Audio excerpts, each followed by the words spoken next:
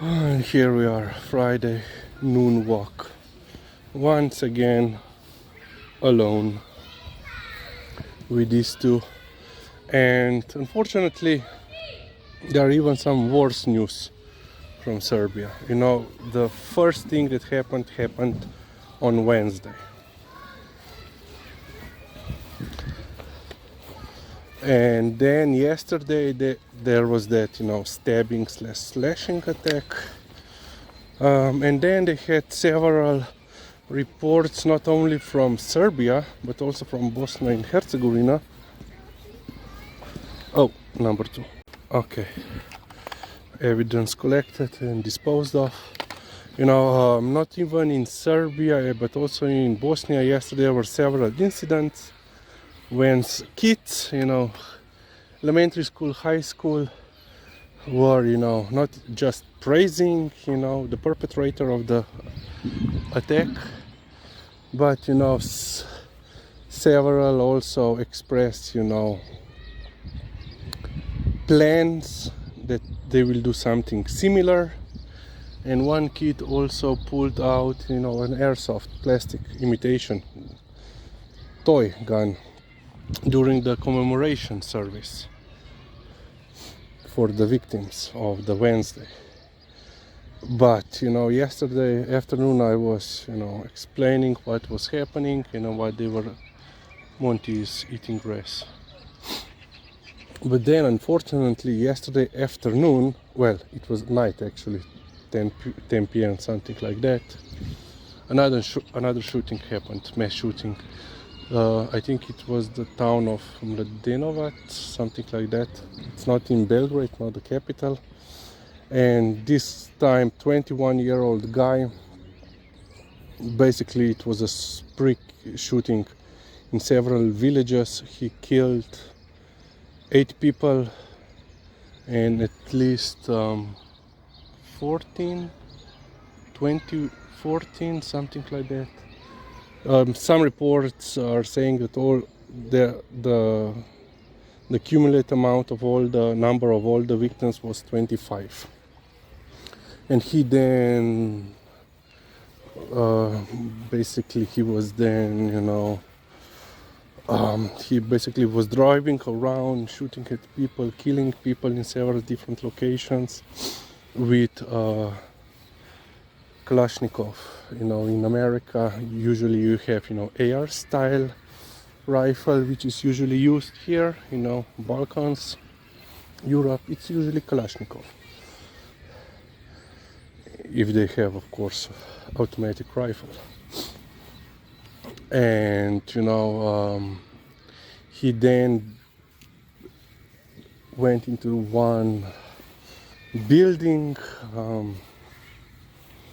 He was basically cornered. About 600 police officers were chasing him, special forces, criminalists, gendarmerie.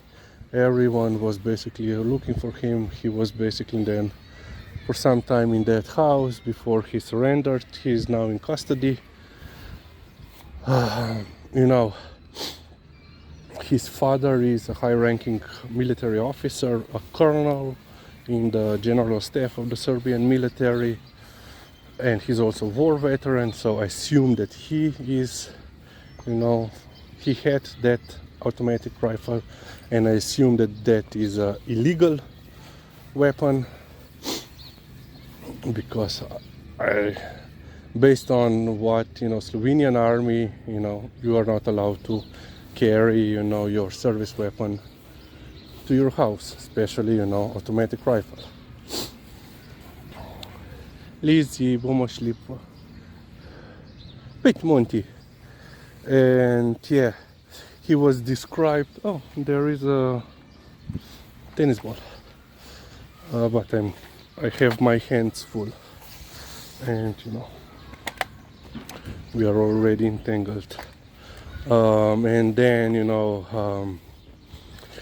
he was described as the first shooter, as a good boy, but the second shooter, already had let's say criminal record. He was charged for several different things, including, you know, assaulting a public official, but he wasn't sentenced.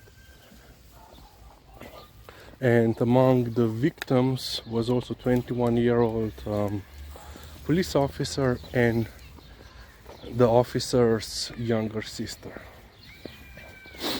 So in one family they lost 2 children, 2 grandchildren. Yeah, I don't know what is going on, but as I said in previous video, you know, yesterday, when some type of incident happens, okay, we have to stop this and entangle. You know, when something like this happens, people are then trying to emulate, you know, repeat the same thing. And of course now we already have the praise for the, or let's say, Monty, come in, praise or, you know, justification for the first shooter, you know, who made him do this thing, you know. And now they're basically saying that he's the victim. No, he's not. At the moment when you take out, you know, a weapon and start hurting other people, no matter what, if you are previously bullied or I don't know, you are yourself being a victim, at the moment when you do something to others with a weapon, you stop becoming a victim and you are a perpetrator. And that is the end of the story.